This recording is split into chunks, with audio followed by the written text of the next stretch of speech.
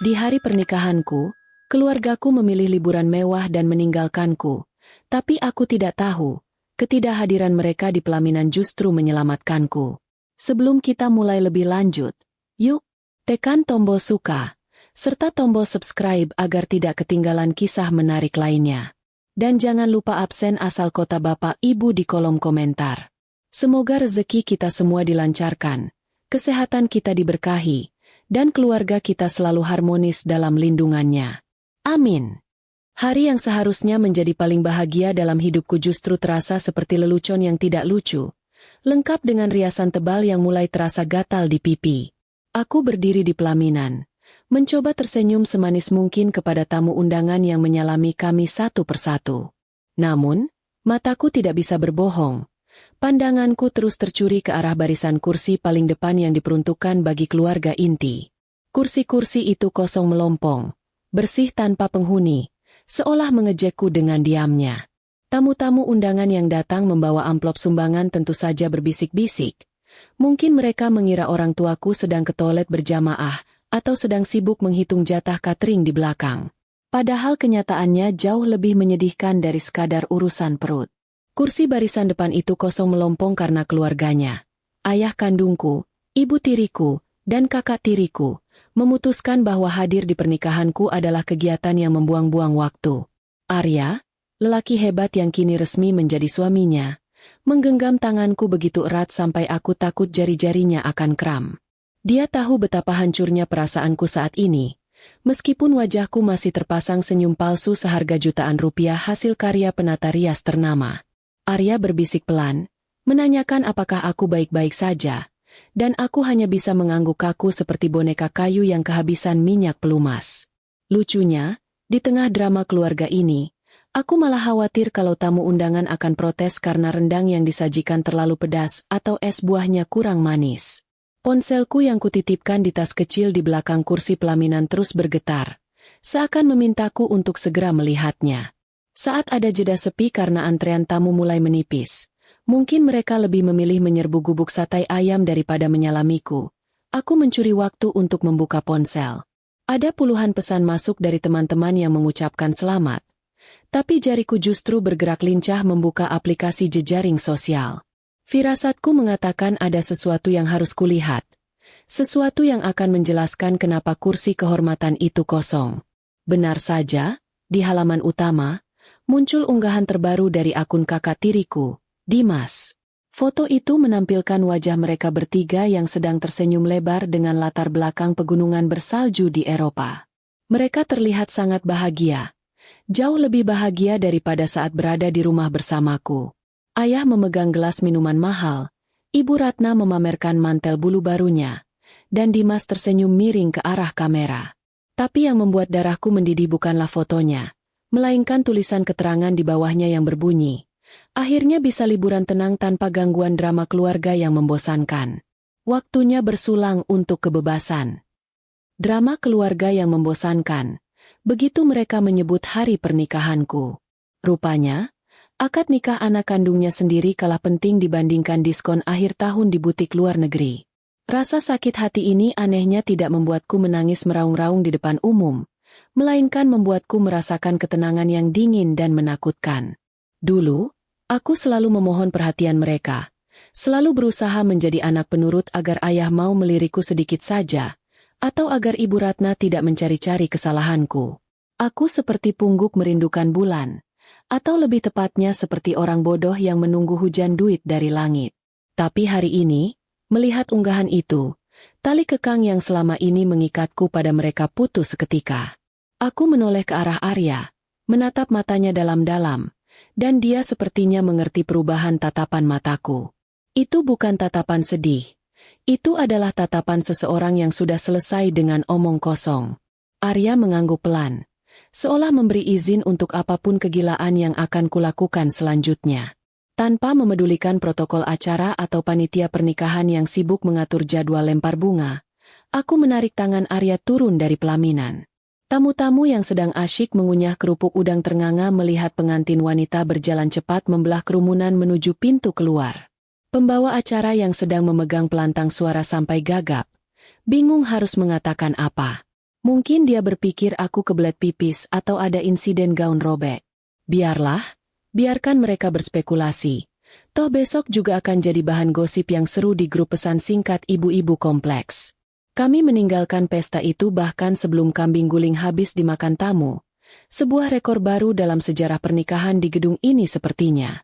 Aku masuk ke dalam mobil pengantin yang sudah disiapkan. Lalu meminta sopir untuk tidak mengantar kami ke hotel tempat kami seharusnya bermalam, melainkan ke bandara. Sopir itu menatapku lewat kaca spion dengan wajah bingung. Mungkin dia pikir aku salah sebut alamat atau sedang mabuk udara pesta. Tapi Arya dengan tegas mengulangi perintahku. Bandara. Sekarang juga. Aku tidak ingin menghabiskan satu detik pun lagi di kota yang sama dengan kenangan tentang mereka. Meskipun mereka sedang tidak ada di sini. Taksi daring yang kami tumpangi, karena mobil pengantin ternyata mogok di tengah jalan. Sungguh semesta punya selera humor yang ajaib, melaju membelah kemacetan Jakarta. Di dalam mobil yang berbau pewangi jeruk menyengat itu, aku mulai melakukan ritual pembersihan hidupku. Aku membuka ponselku, masuk ke daftar kontak, dan mencari nama ayah, Ibu Ratna, dan Dimas. Tanpa ragu sedikit pun, jariku menekan tombol blokir. Satu persatu. Rasanya sangat memuaskan. Seperti memencet jerawat yang sudah matang. Plong. Tidak akan ada lagi pesan yang menyuruhku melakukan ini itu. Tidak akan ada lagi telepon yang memarahiku karena hal sepele. Hari ini, aku memecat mereka sebagai keluargaku. Malaysia bukan sekadar tujuan wisata bagiku malam itu, melainkan tempat pelarian yang paling masuk akal. Arya pernah bercerita kalau dia punya tawaran pekerjaan di Kuala Lumpur yang selama ini dia tunda demi aku. Karena aku tidak tega meninggalkan ayah sendirian. Betapa bodohnya aku dulu. Sekarang, tawaran itu terdengar seperti tiket emas menuju surga. Sambil memegang ponsel, aku memesan tiket penerbangan paling malam ke Kuala Lumpur untuk kami berdua. Untunglah kami sudah punya paspor yang masih berlaku. Sisa dari rencana bulan madu yang gagal tahun lalu. Uang tabungan kami memang tidak banyak. Mungkin hanya cukup untuk hidup prihatin beberapa bulan. Tapi itu harga yang murah untuk sebuah kebebasan. Arya menggenggam tanganku lagi. Kali ini lebih santai sambil sesekali mengusap punggung tanganku dengan jempolnya. Dia tidak banyak bertanya. Dia tahu aku butuh waktu untuk mencerna ledakan emosi ini. Lucunya, aku malah merasa lapar. Perutku berbunyi nyaring di dalam taksi yang hening itu, mengingatkanku kalau seharian ini aku belum makan apapun selain mencicipi sedikit kue pengantin saat sesi foto. Kami berdua tertawa kecil, menertawakan nasib kami yang menjadi pengantin pelarian yang kelaparan. Abang sopir taksi melirik kami lagi. Mungkin dia mulai curiga kalau kami ini buronan polisi atau pasangan yang kawin lari karena tidak direstui orang tua. Yah, tebakan keduanya tidak sepenuhnya salah sih. Bandara Soekarno-Hatta malam itu cukup ramai, dipenuhi orang-orang yang hendak pergi atau baru saja pulang. Aku masih mengenakan kebaya pengantin, hanya saja kain bawahannya sudah kuganti dengan celana jin yang sempat kami ambil di mobil Arya sebelum pindah ke taksi. Bayangkan saja, atasan kebaya penuh payet berkilauan dipadu dengan celana jin dan sepatu kets. Orang-orang menatapku seperti melihat makhluk ajaib dari planet lain. Beberapa bahkan berbisik sambil menunjuk-nunjuk. Biar saja. Mungkin mereka pikir ini tren busana terbaru tahun depan. Aku berjalan dengan dagu terangkat. Menyeret koper kecil berisi baju seadanya. Masa bodoh dengan penampilan. Yang penting aku pergi dari sini. Lapor masuk penerbangan berjalan lancar. Seolah semesta akhirnya memutuskan untuk memberiku sedikit kemudahan setelah seharian menghajarku habis-habisan. Kami duduk di ruang tunggu. Menunggu panggilan masuk ke pesawat sambil memakan roti isi yang kami beli di toko kelontong bandara. Rasanya hambar, tapi bagiku itu adalah makanan paling enak sedunia karena dimakan tanpa beban. Arya membersihkan sisa riasan di wajahku dengan tisu basah. Gerakannya begitu lembut. Dia menghapus sisa-sisa elara si anak penurut. Elara si gadis yang selalu mengalah. Malam ini, elara itu akan kubiarkan tertinggal di Jakarta.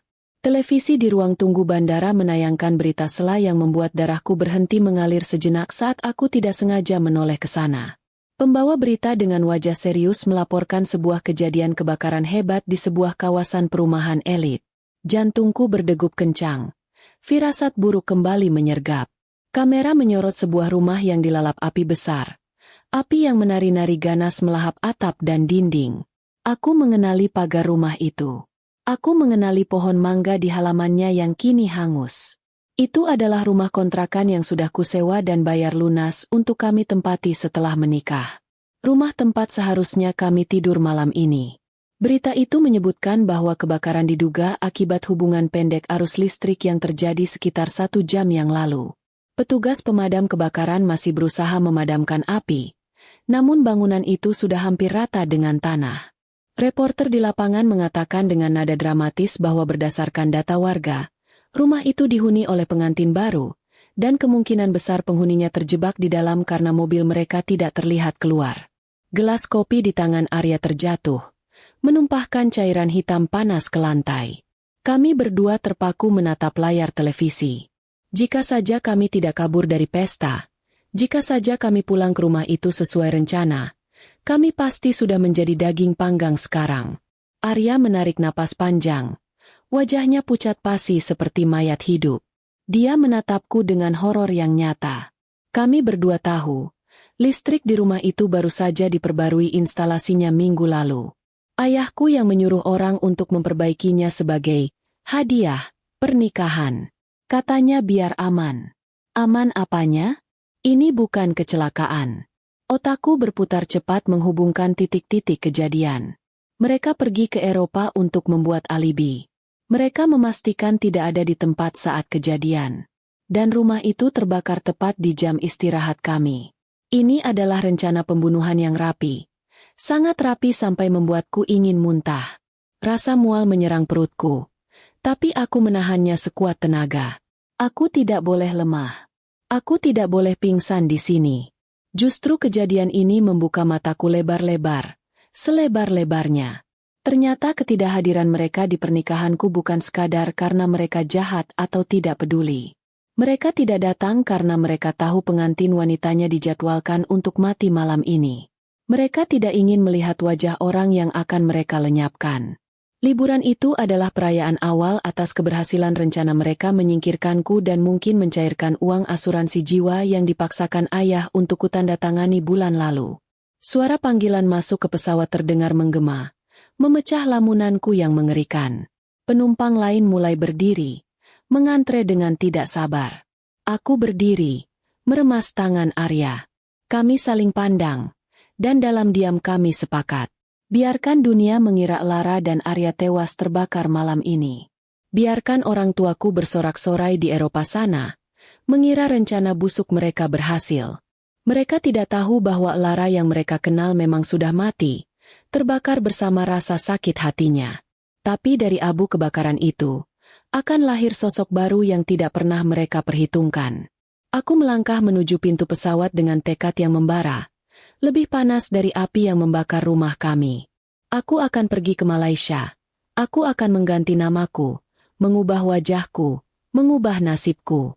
Dan suatu hari nanti, saat mereka sedang lengah dan merasa di atas angin, aku akan kembali. Bukan sebagai anak yang merengek minta disayang, tapi sebagai mimpi buruk yang tidak bisa mereka bangun darinya. Selamat tinggal Jakarta. Selamat tinggal keluarga durhaka. Permainan sesungguhnya baru saja dimulai, dan kali ini, aku yang akan memegang kendalinya.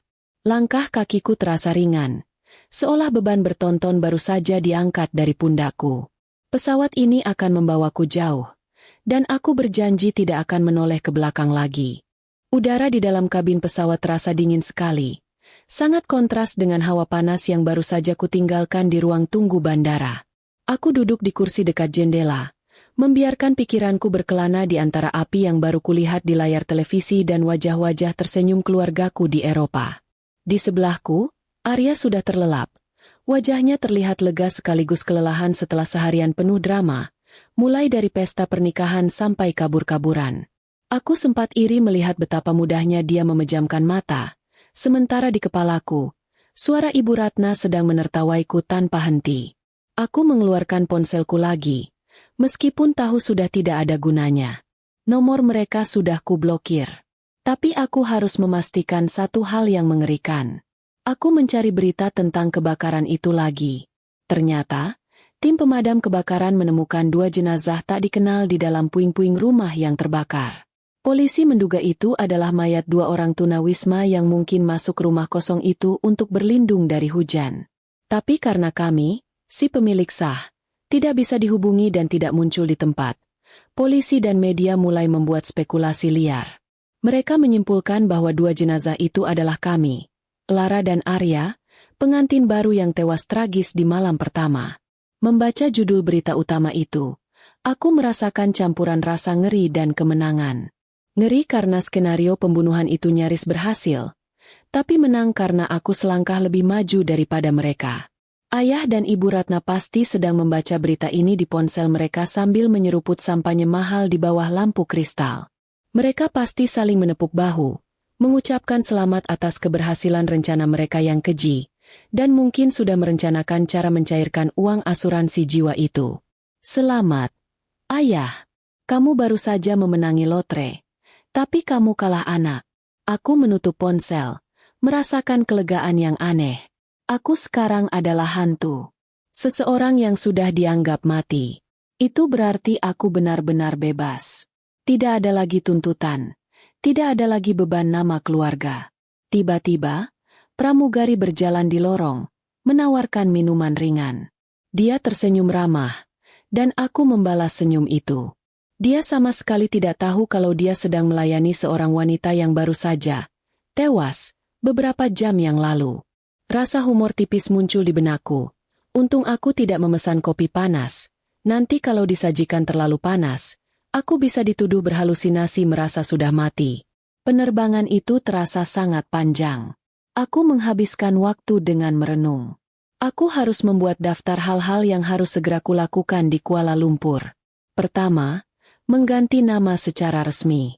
Aku tidak bisa selamanya membawa nama Lara, nama yang mengingatkanku pada penolakan dan pengkhianatan. Kedua, mencari pekerjaan secepatnya. Dan ketiga, menemukan celah hukum yang bisa kumanfaatkan nanti untuk menyerang balik. Aku tertidur saat pesawat mulai menukik turun, dan terbangun karena Arya menyenggolku pelan. Kami tiba di Kuala Lumpur saat matahari baru saja terbit.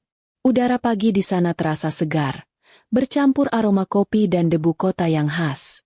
Aku menatap Arya, dan dia tersenyum padaku. Senyumnya seperti energi baru yang kusambut dengan sukacita. Kami berdua masih mengenakan pakaian sisa pelarian. Kami pasti terlihat aneh bagi orang-orang yang sibuk dengan urusan kantor pagi mereka. Kami terlihat seperti pasangan yang baru saja melarikan diri dari kapal pesiar yang karam. Dengan sisa uang yang tak seberapa, Arya menyewa kamar kos kecil di pinggiran kota. Kamar itu sempit, jendelanya menghadap ke gang sempit, dan baunya agak apek.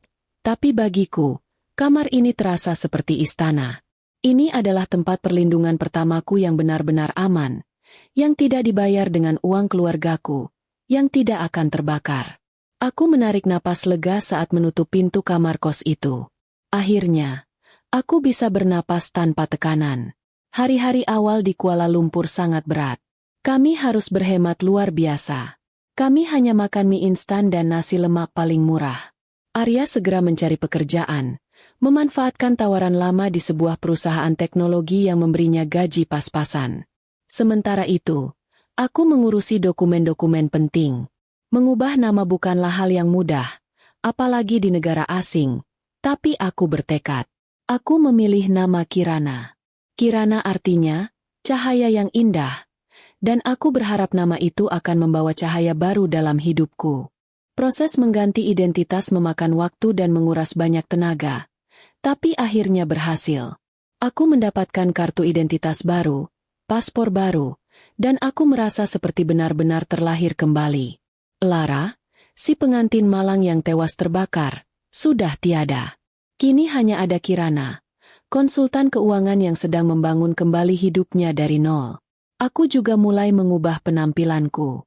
Aku mewarnai rambutku menjadi lebih gelap, menggunakan kacamata berbingkai tebal, bukan karena mataku minus, tapi sebagai samaran, dan aku mulai belajar berbahasa Melayu dengan logat yang kental agar tidak meninggalkan jejak logat Jakartaku yang manja. Setiap malam, setelah Arya pulang kerja, aku menghabiskan waktu di perpustakaan umum. Aku tidak hanya membaca buku-buku tentang keuangan dan bisnis, tapi juga tentang hukum. Aku harus memahami bagaimana cara kerja asuransi jiwa, bagaimana cara klaimnya, dan bagaimana celah-celah hukum yang bisa digunakan keluargaku untuk mendapatkan uang itu. Aku harus tahu persis cara kerja kejahatan mereka. Rasa ingin tahuku yang paling besar adalah apakah ayah sudah berhasil mencairkan uang asuransi itu. Aku tidak bisa sembarangan mencari berita tentang keluargaku karena aku sudah mati. Jadi, aku meminta bantuan Arya.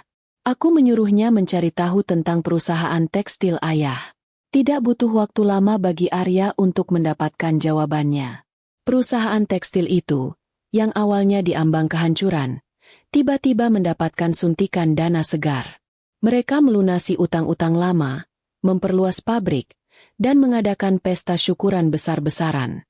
Melihat foto-foto pesta itu di jejaring sosial yang Arya tunjukkan, aku merasakan kemarahan yang dingin.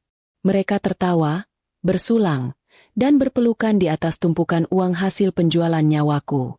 Uang asuransi itu ternyata jauh lebih besar dari yang kuperkirakan. Cukup untuk membuat mereka kaya raya. Dimas, kakak tiriku, bahkan membeli mobil sport mewah terbaru. Ia menulis takarir di unggahannya, berkah di balik musibah. Sungguh, dia punya selera humor yang gelap. Aku menatap foto itu lekat-lekat, merekam setiap detail kegembiraan palsu mereka. Wajah-wajah mereka terlihat puas, tanpa sedikit pun penyesalan.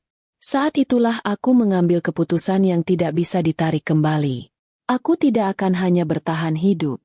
Aku akan membalas. Mereka menghancurkan hidupku demi uang, maka aku akan menghancurkan kekayaan mereka demi keadilan.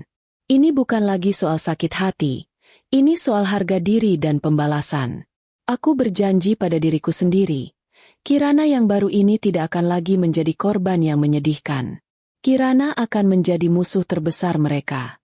Mereka telah mengira aku menjadi abu di rumah kontrakan. Aku akan memastikan, aku akan menjadi api yang membakar seluruh kerajaan kebohongan mereka. 5 tahun. Aku memberi diriku waktu 5 tahun untuk membangun kekuatan, mengumpulkan amunisi, dan kembali ke Jakarta. Aku tahu, hari pembalasan itu akan datang, dan aku akan memastikan, mereka akan menyesali hari itu, hari di mana mereka memutuskan untuk pergi liburan alih-alih datang ke pernikahanku. Aku akan menjadi kejutan yang paling mahal dalam hidup mereka. Malam itu, aku mencium kening Arya yang tertidur pulas. Aku tahu perjalanan kami masih panjang dan penuh risiko, tapi dengan dia di sisiku, aku merasa tak terkalahkan. Kirana sedang bersiap untuk perang. Tahun-tahun berikutnya di Kuala Lumpur terasa seperti menjalani latihan militer yang keras. Hanya saja senjata yang kugunakan adalah otak dan angka-angka. Aku fokus sepenuhnya pada satu tujuan, menjadi sosok yang tidak bisa disentuh oleh tipu daya mereka dan tidak bisa diabaikan oleh siapapun. Aku tahu benar, untuk melawan kerajaan yang dibangun di atas uang darah, aku harus memiliki kekuasaan yang lebih besar, dan di dunia ini, kekuasaan ada di tangan orang yang menguasai informasi dan modal. Jadi, aku mengubah diriku menjadi seorang profesional yang kejam dan cerdas. Arya adalah satu-satunya jangkarku di tengah badai ini. Setelah bekerja keras selama 2 tahun di perusahaan teknologi pertamanya, dia memutuskan untuk mengambil risiko besar. Berkat modal seadanya yang kami kumpulkan dari hasil berhemat ketat, Arya mendirikan firma perundingan investasi kecil-kecilan. Aku menjadi penasihatnya, bekerja tanpa digaji, menyusun strategi dan menganalisis pasar. Kami bekerja siang dan malam di kamar kos yang sempit itu, berdua melawan dunia, ditemani semangkuk mie instan yang sering kami bagi berdua. Ada kalanya Arya merasa khawatir aku terlalu keras pada diriku sendiri, namun dia tahu betul alasan di balik ambisiku ini. Aku harus mengakui, otakku memang lumayan cerdas dalam urusan angka. Semua energi emosional yang dulu kuhabiskan untuk memohon perhatian mereka, kini kualihkan untuk mempelajari seluk-beluk akuntansi, hukum perusahaan, dan investasi. Aku melahap semua buku dan jurnal, belajar secara otodidak, mengubah rasa sakit hati menjadi bahan bakar. Hanya dalam 3 tahun, firma kecil kami berkembang pesat. Klien-klien besar mulai berdatangan, Tertarik dengan analisis Arya yang tajam dan strategi keuangan yang kususun dengan sangat terperinci. Mereka tidak tahu bahwa konsultan hebat di balik layar itu adalah wanita yang pernah mereka anggap mati. Untuk menyempurnakan penyamaran ini, aku sengaja membangun citra diri yang jauh berbeda dari Lara yang polos. Aku tidak lagi mengenakan pakaian santai yang dulu sering kupakai. Pakaianku kini didominasi setelan blazer yang berpotongan rapi, dipadukan dengan kacamata berbingkai tebal yang menutupi separuh wajahku.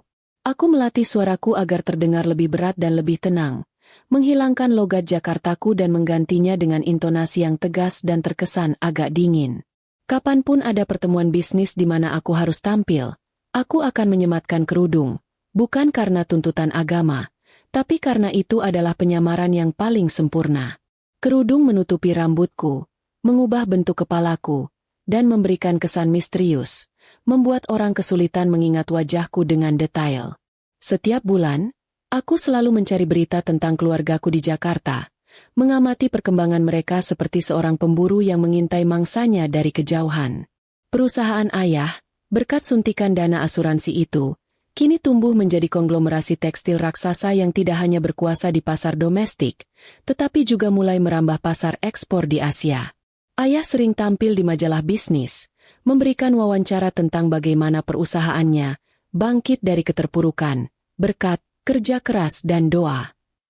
Aku ingin tertawa terbahak-bahak melihat kemunafikan itu, tapi aku hanya tersenyum tipis, menyimpan kemarahan itu di sudut hati sebagai tenaga cadangan. Aku paling gemas melihat tingkah Dimas, kakak tiriku, yang kini menduduki posisi direktur pemasaran. Pekerjaannya sepertinya hanya menghamburkan uang di klub malam dan membeli barang-barang mahal. Jejaring sosialnya penuh dengan foto mobil-mobil mewah yang diparkir di depan klub elit.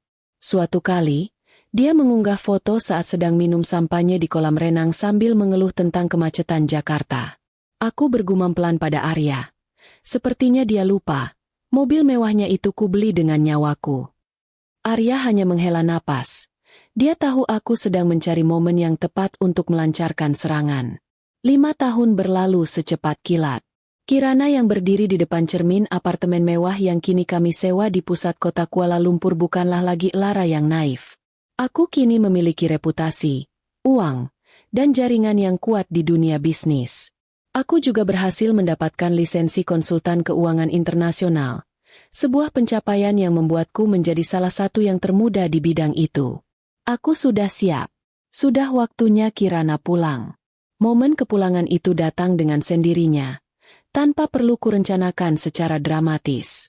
Ayah mengirimkan surat elektronik ke banyak firma investasi di Asia, termasuk firma kami. Dia mengumumkan bahwa perusahaannya, yang kini bernama Raja Wali Tekstil, sedang mencari pemodal besar untuk mendukung rencana IPO, penawaran umum perdana saham, di Bursa Efek Jakarta.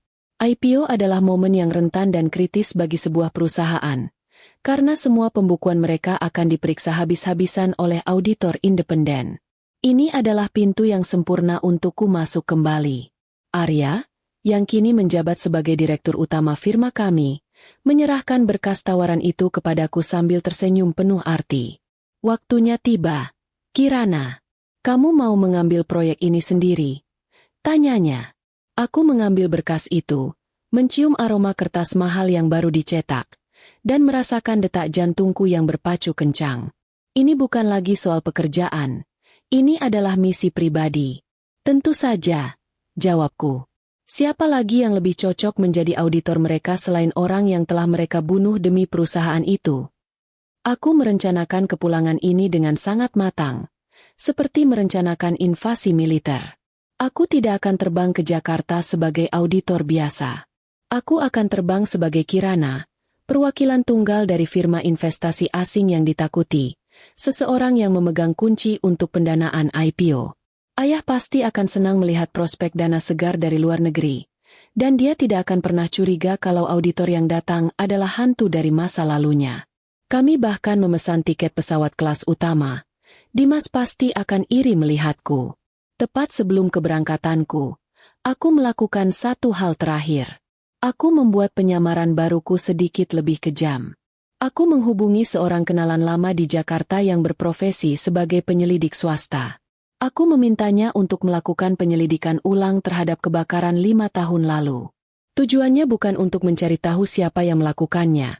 Aku sudah tahu jawabannya, melainkan untuk mencari tahu apakah ada data yang luput dari perhatian polisi dulu.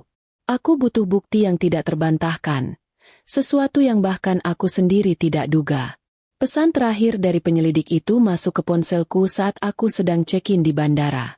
Isinya pendek, tapi membuatku tertegun.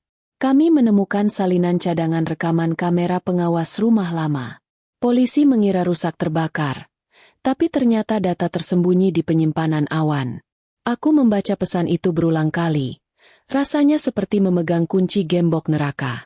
Sebuah rekaman yang pasti akan menunjukkan siapa saja yang ada di rumah itu, dan apa yang mereka lakukan, di jam-jam genting sebelum api melahap semuanya. Aku tersenyum dingin. Ayah dan Ibu Ratna tidak hanya akan menghadapi tuduhan penipuan asuransi, mereka akan menghadapi tuduhan pembunuhan berencana. Aku memeluk Arya erat, mengucapkan selamat tinggal sebentar. Perpisahan ini terasa seperti perpisahan seorang prajurit yang hendak menuju medan perang. Dia memberiku sebuah liontin kecil berbentuk kunci, dan berbisik, "Ingatlah, kamu bukan lagi Lara yang terkunci. Kamu adalah Kirana, yang memegang semua kunci." Aku mengangguk, lalu berjalan tegak menembus gerbang keberangkatan. Pesawat yang kuberi tumpangan mendarat mulus di Jakarta, membawa pulang hantu yang seharusnya sudah menjadi abu 5 tahun lalu. Aku melangkah keluar dari kabin kelas utama dengan penampilan yang didesain sempurna untuk mengintimidasi, setelan abu-abu yang pas di badan, kacamata bingkai tebal, dan tas tangan bermerek yang harganya bisa membeli motor baru. Aku bukan lagi Lara yang lugu, melainkan Kirana, seorang perunding asing dari Kuala Lumpur yang sangat berkuasa. Aku tahu benar, di Jakarta, penampilan adalah segalanya, dan aku harus terlihat seperti seseorang yang tidak mungkin mereka abaikan. Udara Jakarta yang panas dan lembab langsung menyambutku, tapi aku tidak peduli. Aku merasakan sensasi aneh yang menyenangkan, perpaduan antara nostalgia masa lalu dan euforia balas dendam. Mobil mewah dari firma ayah sudah menungguku, lengkap dengan sopir berseragam yang membukakan pintu untukku dengan penuh hormat. Aku sempat berpikir, mereka menjemputku dengan mobil yang uangnya dari asuransi kematianku sendiri? Sungguh ironi yang lezat. Aku hanya mengangguk kaku pada sopir itu dan masuk ke kursi belakang yang dingin. Pertemuan pertama di kantor pusat Raja Wali Tekstil berlangsung keesokan harinya. Perusahaan itu tampak megah. Sebuah gedung pencakar langit yang dulunya hanya ada di mimpi ayah. Semua kemewahan ini, semua kesuksesan ini, adalah hasil dari rencana jahat yang nyaris merenggut nyawaku. Ruang rapat di lantai atas didominasi meja panjang dan kursi-kursi mahal. Di sana, duduklah mereka bertiga, triumvirat serakah yang ingin membunuhku. Ayah, Pak Haris, tampak sedikit lebih tua dengan rambut yang sudah memutih di beberapa bagian, tapi matanya masih memancarkan keserakahan yang sama. Ibu Ratna duduk di sebelahnya, mengenakan perhiasan berlian yang berlebihan, wajahnya terlihat tegang, mungkin hasil dari perawatan kecantikan mahal untuk menutupi jejak-jejak stres akibat kejahatan mereka. Dan yang terakhir, Dimas, kakak tiriku, duduk santai sambil memainkan pulpen emas. Dia terlihat bosan, seolah pertemuan penting ini hanyalah gangguan dari jadwal bersenang-senangnya. Aku masuk ruangan didampingi seorang asistenku yang kubawa dari Malaysia. Mereka bertiga berdiri menyambutku. Aku menjaga wajahku tetap datar, tanpa ekspresi, seperti sedang menghitung neraca keuangan yang rumit. Ayah mengulurkan tangan sambil tersenyum lebar. Senyum palsu yang sama seperti saat ia berpura-pura bangga padaku dulu. "Selamat datang, Cik Kirana." Sapanya dengan logat bahasa Indonesia yang dipaksakan formal. "Kami sangat senang firma Anda tertarik dengan Raja Wali Tekstil. Kami sudah dengar reputasi Anda sebagai auditor paling teliti di Asia." Aku menjabat tangannya. Tanganku terasa dingin dan kaku, tapi genggamanku kuat. Aku menatap matanya lurus-lurus. Ayah sempat mengernyitkan dahi sebentar, seolah ada ingatan samar yang melintas di benaknya, tapi segera ditepisnya. Tentu saja, baginya Lara sudah mati, dan wanita di depannya ini terlalu berkelas untuk menjadi anak yang ia abaikan. "Terima kasih, Tuan Haris." Jawabku dengan suara yang tenang dan berwibawa. Aku sengaja menggunakan istilah formal. Saya Kirana, kepala tim auditor yang ditunjuk. Tugas saya sederhana, memastikan setiap angka di buku perusahaan ini bersih dan tidak ada keraguan, terutama mengingat besarnya modal yang akan kami suntikan. Ibu Ratna menyela dengan senyum yang dipaksakan ramah. Oh, tentu saja, perusahaan kami sangat transparan, Cik Kirana. Kami membangun ini dengan kerja keras, terutama setelah musibah yang menimpa keluarga kami dulu. Kami bahkan mendirikan yayasan atas nama mendiang putri kami. Aku hampir tertawa mendengarkan kebohongan yang meluncur begitu mulus dari bibirnya. Mendirikan yayasan atas nama korban yang kau bunuh. Sungguh taktik pemasaran yang brilian. Aku menatap Ibu Ratna, sedikit lebih lama dari yang seharusnya, dan aku melihat kepastian di matanya mulai goyah. Tentu, musibah, ujarku singkat, nadaku sangat dingin, tanpa emosi. Kalau begitu, proses audit ini akan berjalan lancar. Tapi perlu saya sampaikan metode kerja saya sangat ketat. Saya butuh akses penuh ke semua data keuangan, termasuk arus kas 5 tahun terakhir. Terutama, data yang menjelaskan dari mana modal awal kebangkitan perusahaan ini berasal. Wajah Dimas yang tadinya terlihat santai langsung berubah tegang. Dia sempat melirik ayah dengan cemas. Dimas mungkin lupa, tapi aku ingat betul dari mana uang itu berasal. Ayah berusaha menutupinya dengan tawa renyah yang dibuat-buat. Itu semua berasal dari klaim asuransi jiwa putri kami, Cik. Semua legal. Ada di laporan kami. Jelas ayah, berusaha meyakinkanku. Bagus, balasku, mengeluarkan tablet dari tas tanganku. Kalau begitu, kita mulai dari berkas yang paling sensitif. Saya ingin Dimas, sebagai direktur pemasaran, menyerahkan semua kwitansi pengeluaran operasional selama 2 tahun terakhir. Saya tidak suka angka pembulatan. Di minggu pertama, aku langsung menjalankan peran ganda ini. Siang hari, aku adalah Kirana, auditor yang perfeksionis dan ditakuti, yang membuat staf keuangan Raja Wali Tekstil bekerja sampai tengah malam. Aku meminta dokumen yang sudah berdebu dari gudang, mempertanyakan setiap pengeluaran receh, dan menuntut penjelasan rinci untuk setiap selisih angka. Malam harinya, aku kembali menjadi Lara, yang menganalisis semua data itu di apartemen sewaanku di kawasan Kuningan. Aku tahu persis di mana mereka menyembunyikan kebohongan, karena ayah dulu pernah mengajariku cara curang dalam pembukuan perusahaan lamanya. Target utamaku adalah Dimas. Aku tahu dia adalah titik terlemah mereka. Dimas sering melakukan penggelapan kecil-kecilan untuk membiayai gaya hidup mewahnya. Aku sengaja menekannya habis-habisan di ruang rapat, mempermalukannya di depan staf lain. Tuan Dimas, kataku suatu kali dengan nada meremehkan, angka yang Anda berikan ini sangat tidak logis. Apakah Anda yakin Anda lulusan universitas? Atau Anda membeli ijazah Anda di pasar gelap? Wajah Dimas memerah, amarahnya terlihat jelas, tapi dia tidak bisa melawan karena ayah melarangnya. Aku menikmati setiap momen kecil penderitaan mereka. Aku sedang memutar pisau di luka lama mereka. Tapi aku belum mengeluarkan senjata utamaku, senjata yang kutitipkan aman di tangan Arya di Kuala Lumpur, rekaman cadangan CCTV dan berkas-berkas pengakuan Dimas yang akan kuserahkan sebentar lagi. Aku harus sabar. Aku ingin mereka merasa aman terlebih dahulu, merasa bahwa audit ini akan berlalu dengan lancar. Biarkan mereka terbang tinggi sebelum aku memotong sayap mereka. Sambil bekerja, aku juga menggunakan keahlian meretas data yang kudapatkan selama 5 tahun terakhir. Aku tidak mencari data perusahaan.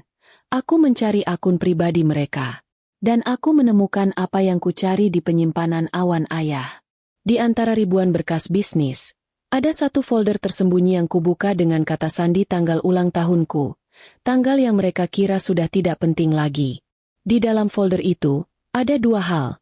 Salinan polis asuransi jiwa atas namaku yang sudah dicairkan, dan yang paling mengejutkan, sebuah berkas video yang diberi nama hadiah pernikahan. Jantungku berdebar kencang saat membuka berkas video itu. Itu adalah rekaman dari kamera pengawas di rumah kontrakan yang terbakar. Videonya buram, tapi jelas. Dan di sana, di detik ke-45, Aku melihatnya. Aku melihat Ibu Ratna, yang selama ini kupikir hanya penurut suamiku, berjalan masuk ke dalam rumah. Di tangannya, dia membawa botol air mineral besar yang isinya bukan air. Dia menyiramkan cairan itu di lantai rumah, tepat di kamar yang seharusnya menjadi kamar pengantin kami. Dia tersenyum. Senyum kemenangan seorang pembunuh. Aku menghela napas panjang, menatap layar laptopku.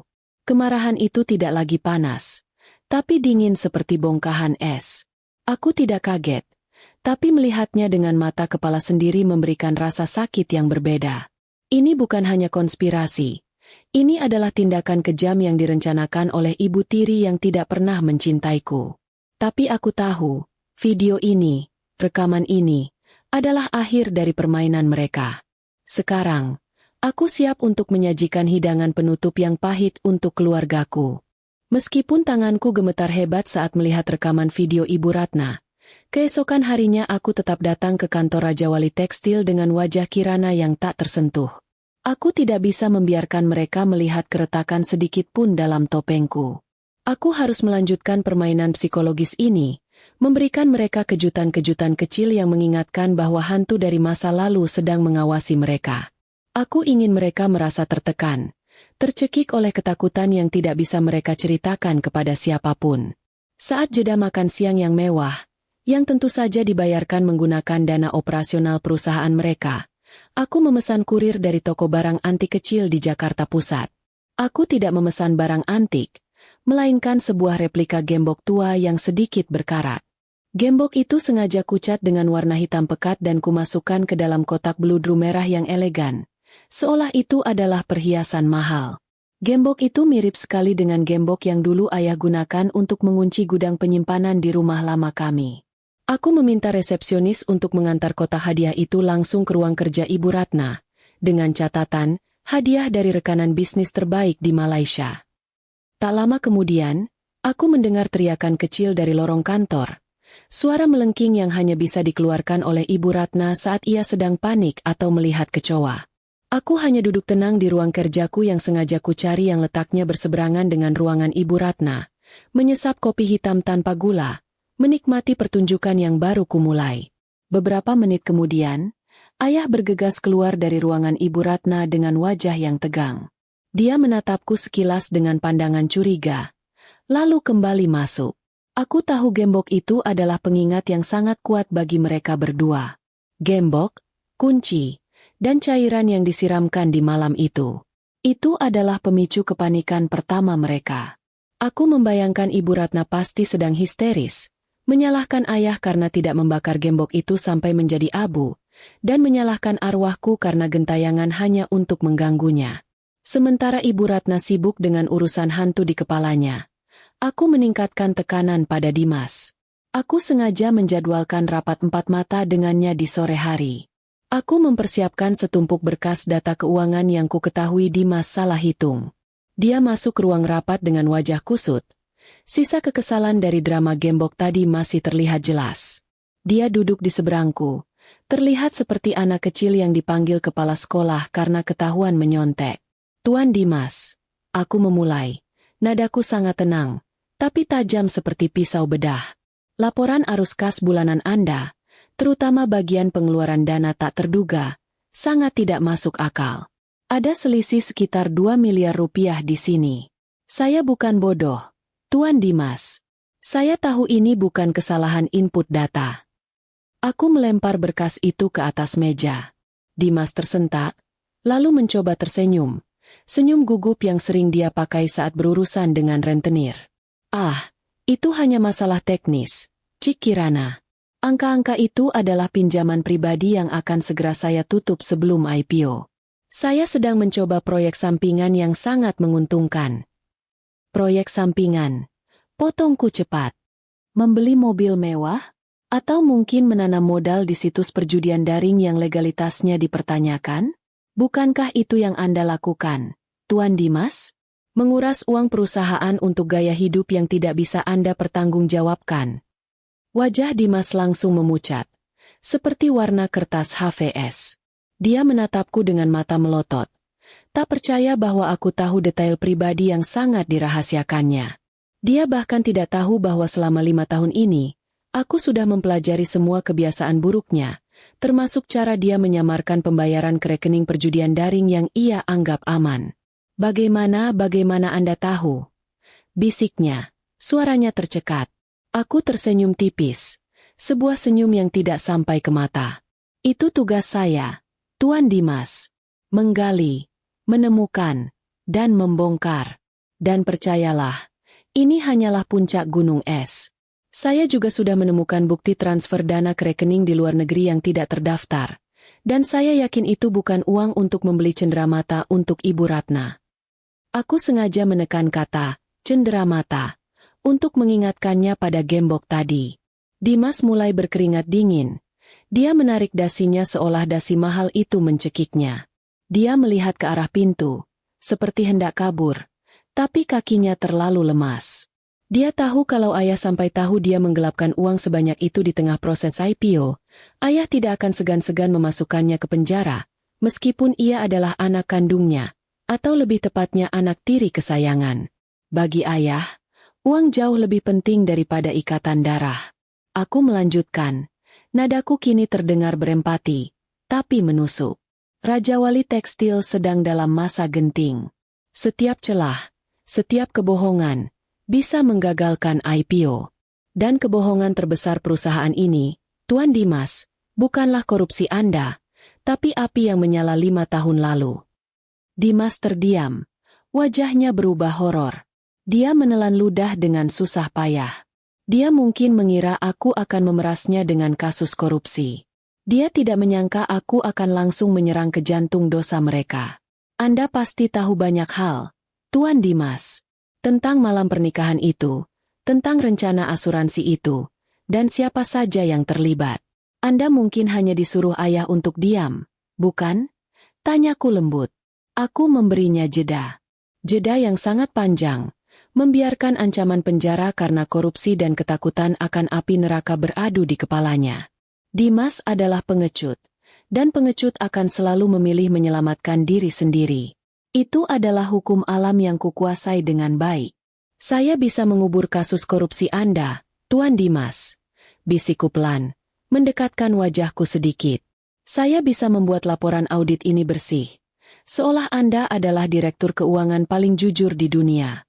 Asalkan Anda membantu saya menemukan satu hal, bukti fisik yang memberatkan Tuan Haris. Saya tahu ayah Anda paranoid. Dia pasti menyimpan semua detail rencana jahatnya di suatu tempat, bukan? Mungkin buku catatan, mungkin diska lepas. Dia pasti tidak membuangnya. Dimas menatapku dengan mata penuh air mata yang tidak berani dia jatuhkan. Dia terlihat seperti berada di persimpangan jalan, antara mengkhianati ayah atau membusuk di penjara. Aku tahu dia sudah memilih. Aku hanya perlu menunggunya mengucapkan kata-kata itu. Dia tidak akan menjadi pahlawan. Dia hanya akan menjadi tikus yang melarikan diri dari kapal yang tenggelam. Dan aku sudah siap dengan pukatnya. Detik-detik di ruang rapat itu terasa lambat sekali. Diwarnai suara pendingin ruangan yang mendesis dan napas Dimas yang tersengal-sengal. Wajahnya yang tegang dan berminyak terlihat jelas di bawah lampu ruangan yang terang. Dia tahu kalau aku bukan sekadar auditor biasa. Aku adalah iblis yang memberinya pilihan, penjara atau pengkhianatan. Dia memilih yang kedua. Aku sudah tahu dia akan memilih yang kedua. Pengecut sejati selalu memilih menyelamatkan kulitnya sendiri. Ada buku catatan hitam, bisik Dimas. Suaranya parau seperti orang kehausan. Ayah menyimpannya di brankas rahasia di balik lukisan besar di ruang kerjanya di rumah. Isinya semua pembayaran, semua tanggal, semua nama suruhan dan salinan semua berkas asuransi. Dia tidak pernah membuangnya. Dia bilang itu untuk jaga-jaga kalau Ibu Ratna atau suruhannya mencoba memerasnya. Aku mengangguk puas. Aku tahu ayah punya kebiasaan menyimpan piala kemenangan dalam bentuk berkas rahasia. Itu adalah kelemahan pria sombong, merasa pintar dan yakin tidak akan pernah tertangkap. Aku mengeluarkan alat perekam suara kecil dari saku blazerku, alat yang sudah menyala sejak Dimas masuk ruangan. Aku tersenyum tipis. Pengakuan korupsi Dimas sudah kudapatkan, Dan sekarang, aku punya kunci brankas rahasia ayah. Dengarkan aku baik-baik, Tuan Dimas. Kataku, kini dengan nada perintah. Malam ini, kamu pulang. Ambil buku catatan hitam itu dan juga semua diska lepas yang kamu temukan di sana. Besok pagi, kamu serahkan padaku, dan berkas korupsi kamu akan hilang dari laporan audit. Kamu akan selamat. Kamu bahkan mungkin akan mewarisi semua ini. Dimas menatapku dengan mata penuh harapan dan ketakutan sekaligus. Dia mengangguk cepat, seolah takut kalau aku akan berubah pikiran. Dia berjanji akan melaksanakan perintahku tanpa celah. Dia tidak tahu bahwa janji keselamatannya itu hanyalah umpan, pancingan untuk menangkap ikan yang lebih besar, yaitu ayah dan Ibu Ratna. Setelah Dimas keluar dari ruangan, aku bersandar di kursi, merasakan kemenangan kecil. Babak pertama telah usai, dan aku menang tanpa perlu mengeluarkan banyak tenaga. Keesokan harinya, aku mendapat paket dari kurir bandara yang kubawa dari Malaysia. Isinya bukan berkas bisnis, melainkan sebuah jubah wisuda yang sudah lusuh, setengahnya hangus terbakar, dan mengeluarkan bau angit yang menusuk hidung. Itu adalah jubah wisudaku yang dulu kutinggalkan di rumah sebelum kami pindah, yang entah bagaimana bisa selamat dari amukan api. Aku sengaja memintanya dijemput dan dibawa ke sini. Aku ingin memberikan Ibu Ratna hadiah, kejutan yang lebih personal. Aku meminta asistenku mengantar jubah hangus itu ke ruang rapat utama, tempat Ibu Ratna sedang mengadakan rapat santai dengan para direktur. Aku sengaja meminta dia mengatakan bahwa jubah itu adalah contoh bahan tekstil yang baru kami dapatkan dari pemasok di Malaysia. Aku tahu, Ibu Ratna tidak akan pernah lupa bentuk jubah wisudaku. Itu adalah simbol hari di mana ia memilih liburan daripada melihat anak tirinya lulus. Simbol hari di mana ia mengunci pintu kamar untuk membunuhku. Beberapa saat kemudian, kekacauan kembali terjadi. Aku mendengar suara gaduh dari ruang rapat, disusul teriakan melengking Ibu Ratna. Aku hanya tersenyum dalam hati, menyesap teh hijau yang sudah dingin. Aku tahu dia pasti sedang menjerit-jerit panik, menuduh arwahku telah membuntutinya dari alam baka, atau dari Malaysia. Tentu saja, aku mendengar dia berteriak. Itu pasti dia. Anak sialan itu menghantui kita. Ayah pasti sedang mencoba menenangkan Ibu Ratna, tapi dia juga pasti merasa takut. Teror gembok dan sekarang jubah hangus? Itu bukan kebetulan. Itu adalah pesan yang sangat jelas. Seseorang di luar sana tahu rahasia mereka. Seseorang sedang mempermainkan kewarasan mereka. Mereka pasti tidak akan pernah menduga bahwa sosok yang menekan mereka adalah auditor asing berwajah dingin yang duduk santai di kantor sebelah. Siang itu, Dimas datang menemuiku di ruangan kerja. Wajahnya terlihat kelelahan dan penuh bintik keringat. Dia menaruh sebuah tas kecil di mejaku. Di dalamnya ada buku bersampul hitam lusuh dan beberapa diska lepas yang terlihat tua. Dia melakukannya. Dimas telah mengkhianati ayah demi menyelamatkan kulitnya. Matanya memohon padaku, memohon agar aku menepati janjiku. Aku sudah serahkan semuanya, Cik Kirana, katanya dengan suara bergetar. Sekarang, hapus berkas-berkas korupsi saya, tolong. Aku mengambil buku hitam itu, merasakan tekstur kertasnya yang tebal. Aroma apeknya seperti bau uang lama yang busuk. Aku menyimpannya di tas kerjaku, lalu tersenyum kepada Dimas. Tentu saja, Tuan Dimas. Saya akan menjaga janji saya. Aku berbohong. Aku tidak akan menghapus bukti korupsinya. Aku hanya akan menggunakannya sebagai cadangan amunisi. Dimas tidak akan pernah tahu. Dia berjalan keluar dengan langkah yang sedikit lebih ringan, seperti baru saja menjual jiwanya tapi merasa lega karena tidak perlu lagi memikirkan utang-utangnya. Setelah Dimas pergi, aku memasukkan buku hitam itu ke dalam pemindai dokumen raksasa di ruanganku. Setiap halaman, setiap detail, setiap nama, setiap angka, semuanya dipindai dan disimpan di penyimpanan awan yang aman. Aku melihat catatan-catatan tulisan tangan ayah, rincian pembayaran kepada Joko si tukang api, dan salinan surat asuransi dengan nilai klaim yang fantastis. Semua bukti kejahatan mereka terkumpul sempurna. Aku sekarang memiliki semua yang kubutuhkan untuk mengirim mereka sekeluarga ke tempat yang seharusnya, sel penjara. Aku menelepon Arya di Kuala Lumpur. Dia langsung mengangkatnya. Suaranya terdengar cemas. Bagaimana? Sudah dapat? Sudah, sayang. Semua ada di tanganku. Jawabku pelan. Tapi suaraku penuh kemenangan. Termasuk salinan video yang kau kirimkan. Semuanya sudah aman. Sekarang kita hanya perlu mengatur panggung sandiwara terakhir. Arya tertawa pelan. Panggung sandiwara macam apa yang kau inginkan? Kirana? Opera? Drama musikal? Bukan, sayang, balasku, menatap refleksi wajahku di jendela gedung yang tinggi itu. Aku ingin sebuah gala dinner. Sebuah perayaan untuk kebohongan mereka. Sebelum aku menyingkap tirai kebenaran. Aku ingin mereka berada di puncak kebahagiaan. Merayakan kesuksesan IPO yang sebentar lagi mereka raih. Sebelum aku menjatuhkan mereka dari ketinggian. Itu adalah pembalasan yang paling manis. Aku menutup telepon. Dan mulai menyusun rencana untuk acara yang akan menjadi malam paling memalukan dalam sejarah keluarga Raja Wali Tekstil. Mereka akan merayakan kemenangan. Sementara aku merayakan kehancuran mereka. Aku memutuskan bahwa pesta perayaan menjelang penawaran saham perdana, IPO, Raja Wali Tekstil adalah panggung yang sempurna untukku. Ayah sangat bersemangat dengan pesta itu, mengundang semua orang penting, investor kelas kakap, pejabat, sosialita, dan tentu saja, semua wartawan dari media terkemuka. Baginya, pesta ini adalah penanda resmi kemenangannya, penanda bahwa ia telah berhasil bangkit dari kebangkrutan, bahkan setelah musibah yang menimpa keluarganya. Aku hanya tersenyum memikirkan betapa naifnya dia.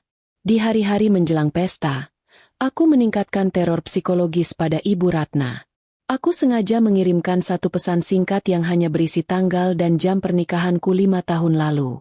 Aku menggunakan nomor telepon baru yang bisa disembunyikan identitasnya, membuat Ibu Ratna yakin bahwa pesan itu datang dari arwah yang sedang membalas dendam.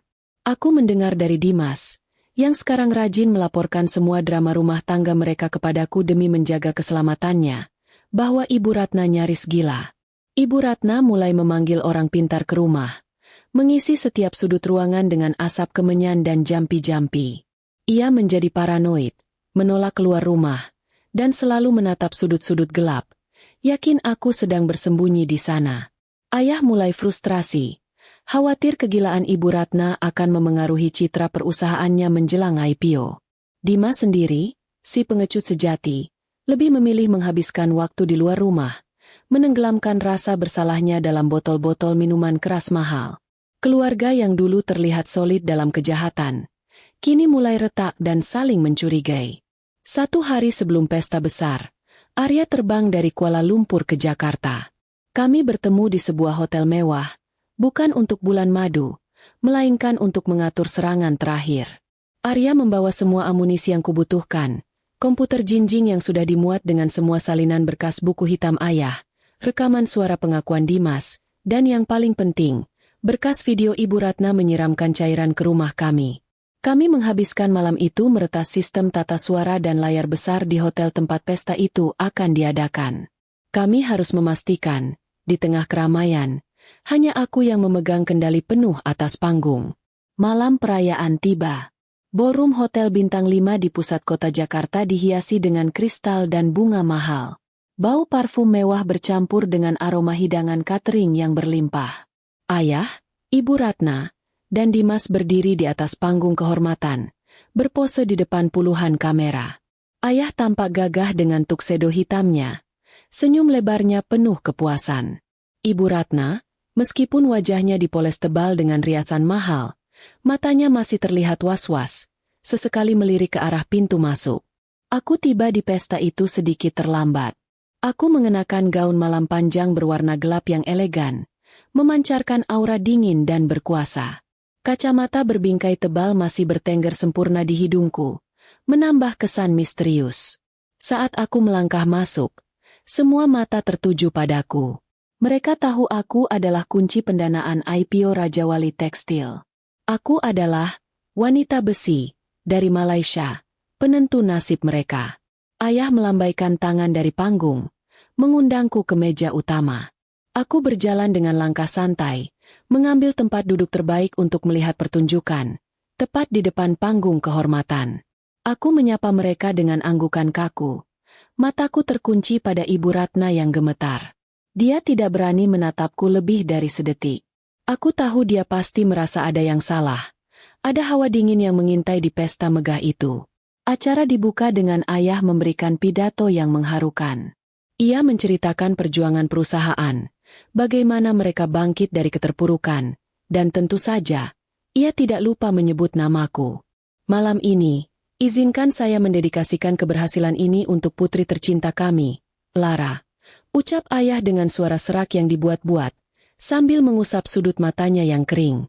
Musibah kebakaran yang merenggut nyawanya 5 tahun lalu justru menjadi pengingat bagi kami untuk bekerja lebih keras, agar yayasan amal yang kami dirikan atas namanya bisa terus berjalan.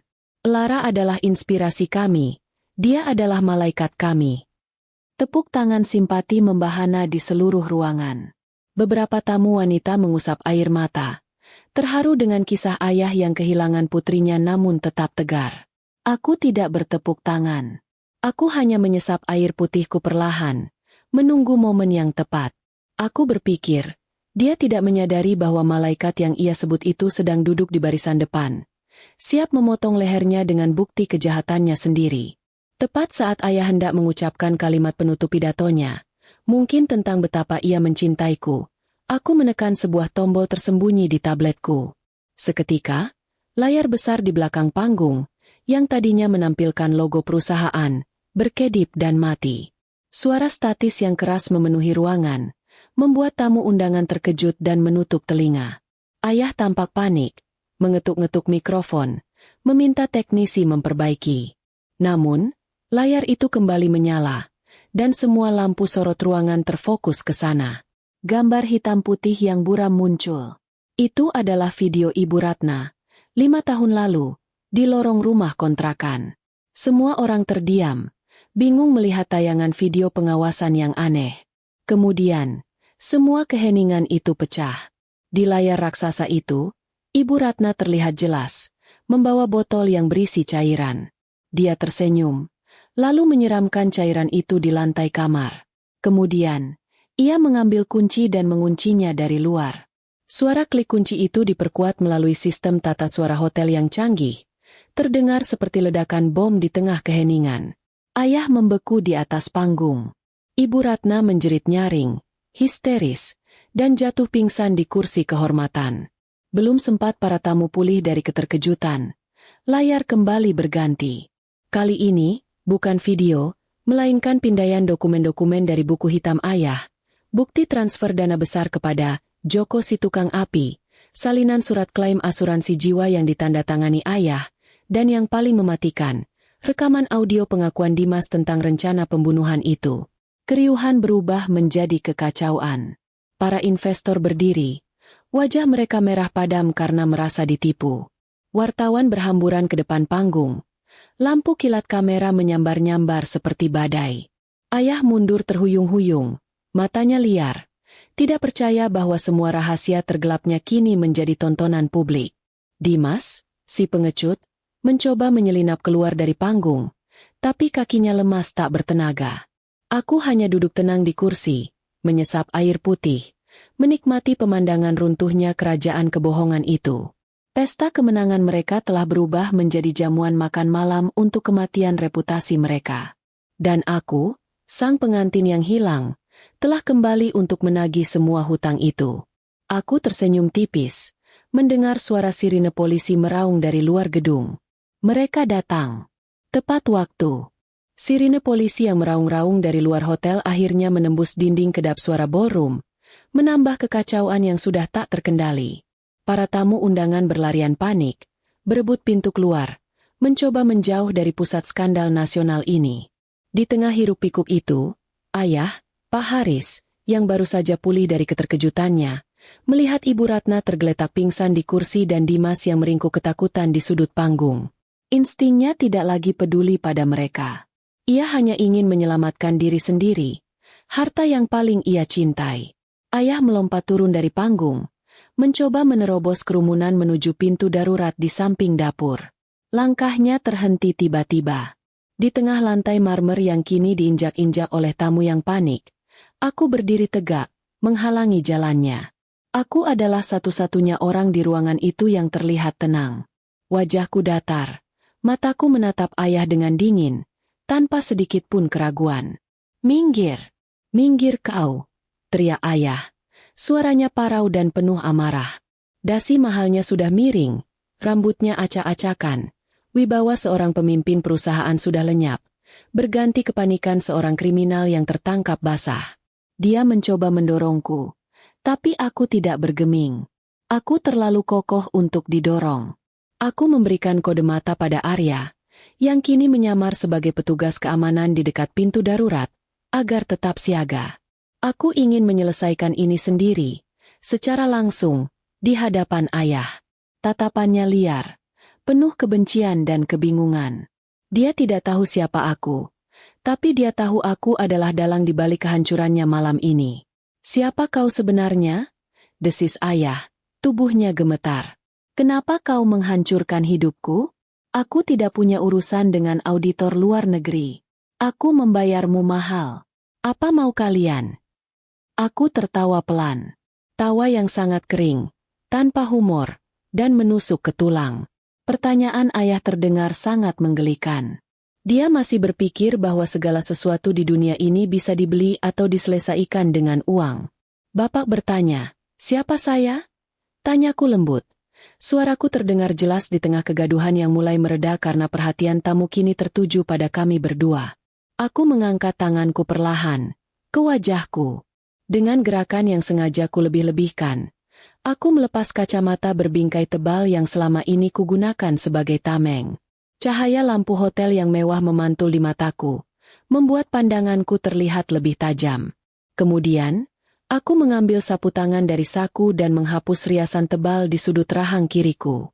Di sana, di kulitku, perlahan terlihat jelas sebuah tanda lahir kecil berwarna coklat kemerahan, berbentuk seperti bulan sabit. Tanda lahir yang selalu ayah ejek sebagai tanda pembawa sial saat aku masih kecil. Tanda lahir yang sudah 5 tahun kusembunyikan di balik riasan dan kacamata. Mata ayah membelalak. Napasnya tercekat di tenggorokan. Lututnya langsung lemas. Dia tidak bisa lagi menyangkalnya.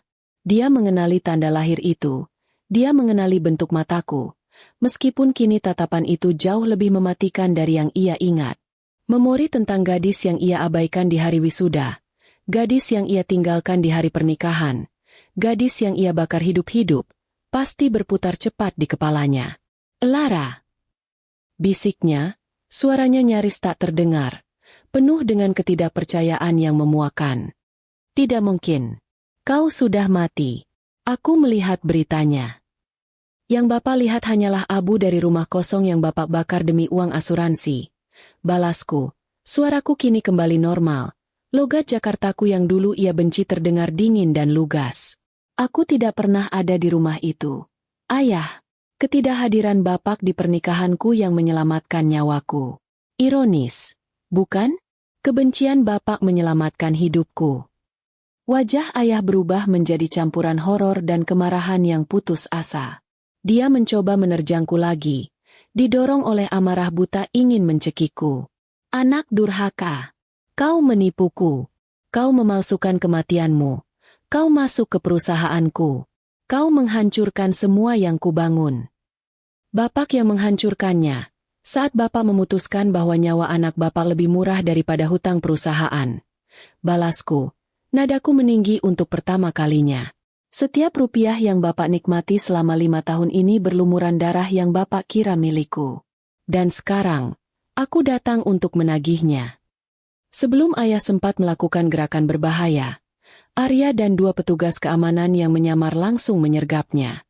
Mereka memiting lengannya ke belakang dan memborgolnya dengan kasar. Ayah meronta-ronta, berteriak memaki-maki, tapi tenaganya sudah habis.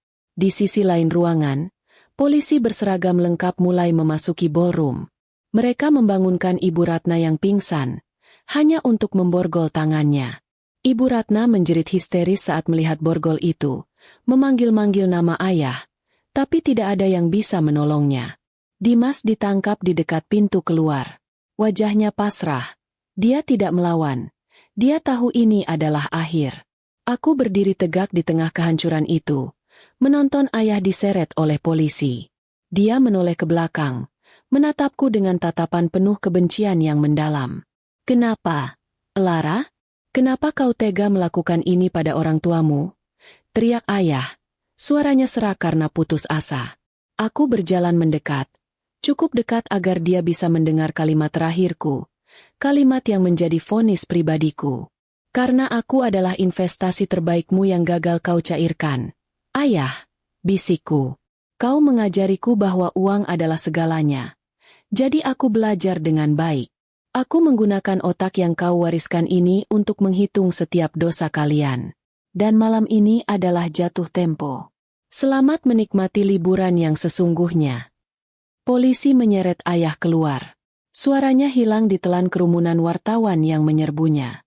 Aku berdiri sendirian di tengah sisa-sisa pesta yang berantakan, menarik napas panjang. Aku telah membalas dendam. Lara sudah mati, dan Kirana kini telah terlahir kembali. Ini adalah awal dari kebebasan yang sesungguhnya. Setelah panggung kehancuran itu usai, aku tidak tinggal lama di ballroom. Urusan penangkapan dan segala kekacauan itu kuserahkan sepenuhnya pada pihak kepolisian dan Arya, yang segera kembali ke Malaysia untuk mengurus firma kami. Aku kembali ke apartemen sewaanku di Kuningan, duduk sendirian di sofa, menatap gemerlap lampu kota.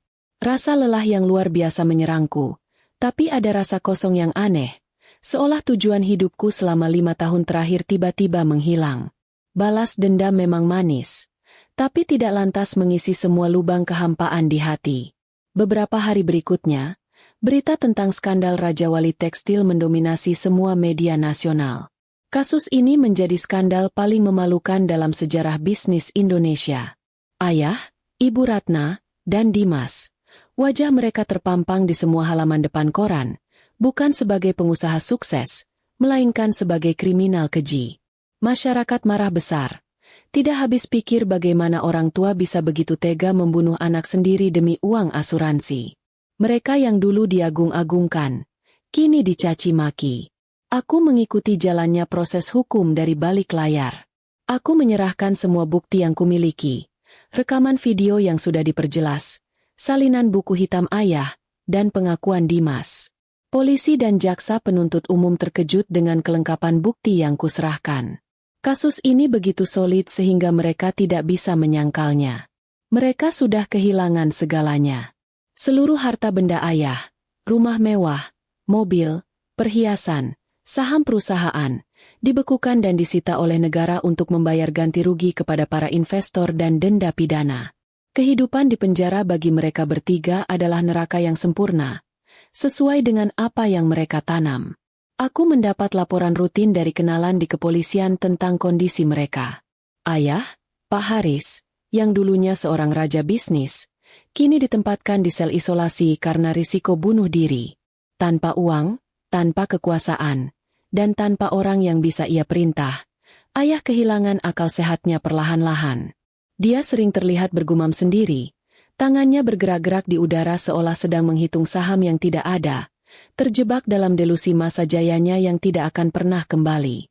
Raja bisnis itu kini hanya seorang narapidana renta yang gila. Ibu Ratna mengalami nasib yang lebih tragis. Wanita yang seumur hidupnya selalu tidur di atas kasur empuk dengan spray sutra, kini harus tidur berhimpitan di lantai semen yang dingin dan kotor.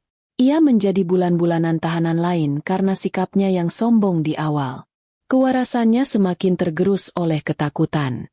Setelah teror yang kuberikan, ia benar-benar yakin aku menghantuinya. Dia sering terbangun tengah malam, menjerit histeris, memanggil-manggil namaku, memohon ampun, dan berteriak bahwa ia tidak mau dikunci dan dibakar. Karma telah mengambil kebebasannya dan juga kewarasannya. Dimas, si pengecut yang paling lemah, adalah yang paling menderita secara fisik. Dia ditempatkan di sel yang penuh sesak bersama pelaku kriminal jalanan.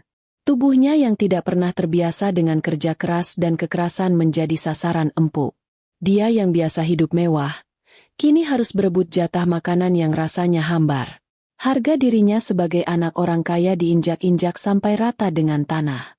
Aku tahu, penyesalan terbesarnya bukanlah karena dia jahat, melainkan karena dia ketahuan, dan dia telah mempercayai orang yang salah, aku.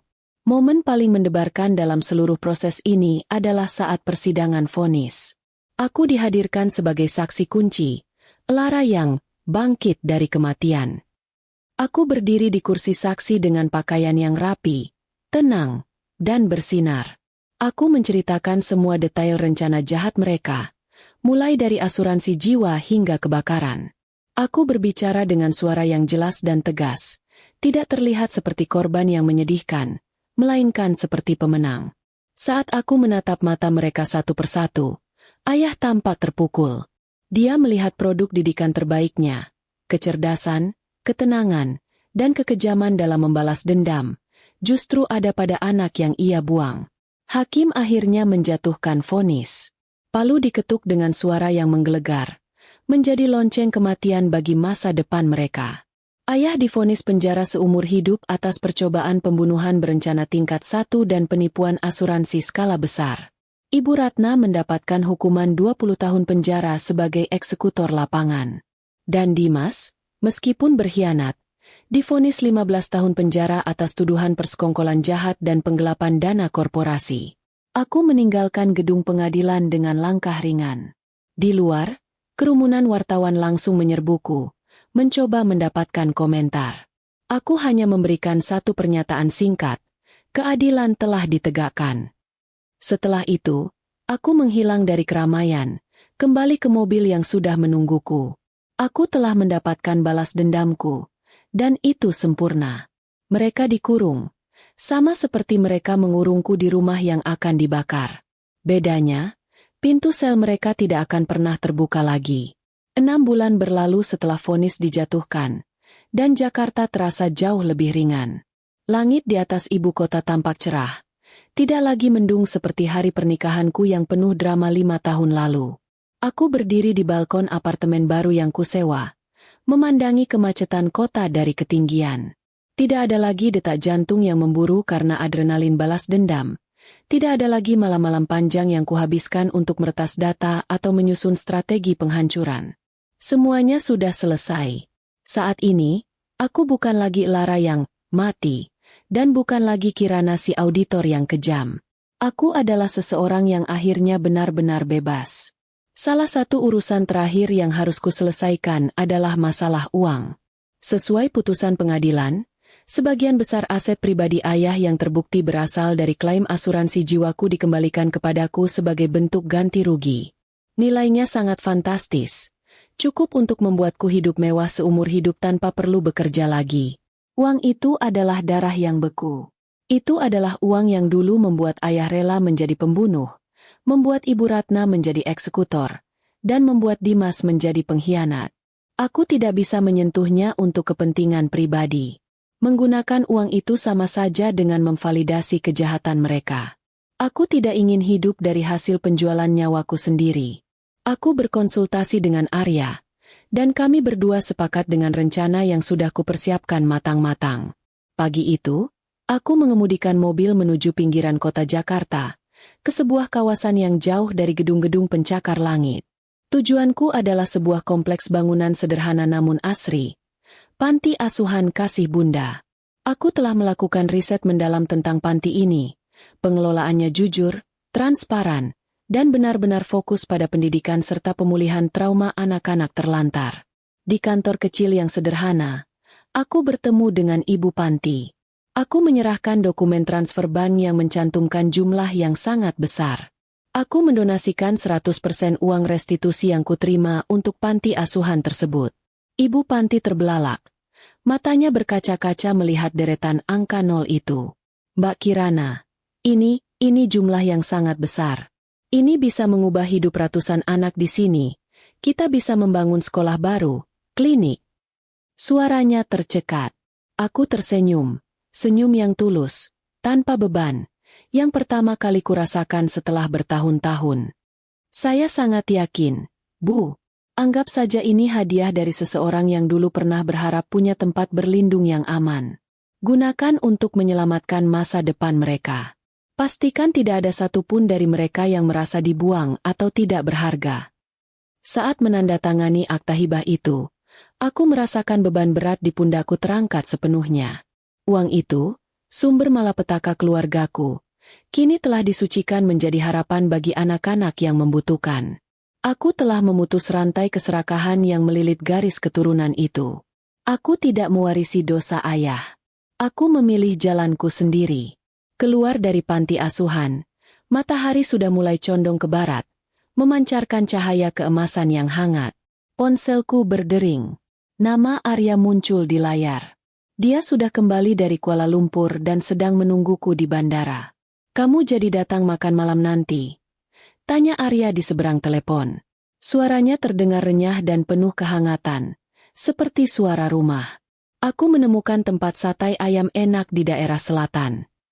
Aku tersenyum simpul, merasakan desiran hangat di hatiku yang sudah lama membeku. Dulu aku berpikir cinta adalah kelemahan yang akan dimanfaatkan orang lain. Tapi Arya berbeda. Kesabaran dan ketulusannya perlahan meruntuhkan tembok tinggi yang kubangun. "Ya, aku jadi datang," jawabku. "Kirim lokasinya. Aku meluncur sekarang." Aku mematikan sambungan telepon dan masuk ke dalam mobil. Sebelum menyalakan mesin, aku menatap pantulan wajahku di kaca spion. Tidak ada lagi Lara si gadis naif yang menyedihkan. Tidak ada lagi korban yang ketakutan. Yang ada hanyalah Kirana, nama yang kupilih sendiri, identitas yang kubangun dengan keringat dan air mataku. Aku menyalakan mesin mobil. Suara deru halus mesin terdengar merdu. Aku menurunkan kaca jendela, membiarkan angin sore menerpa wajahku. Saat mobil mulai melaju meninggalkan pelataran panti asuhan, aku tidak menoleh ke belakang. Masa laluku sudah terkubur di balik jeruji besi bersama orang-orang yang mencoba menghancurkanku. Di depanku, jalanan terbentang luas, lurus, dan terbuka. Masa depan adalah kanvas putih yang siap kulukis dengan warna-warna kebahagiaan yang kupilih sendiri. Aku telah membunuh masa laluku, bukan hanya untuk bertahan hidup, tapi untuk bisa lahir kembali sebagai versi diriku yang lebih baik dan lebih berharga. Mobil itu melaju kencang, berbaur dengan arus lalu lintas kota yang dinamis, membawa Kirana menuju janji makan malamnya, menuju tawa yang nyata, dan menuju kebebasan mutlak yang tak akan pernah bisa direnggut oleh siapapun lagi.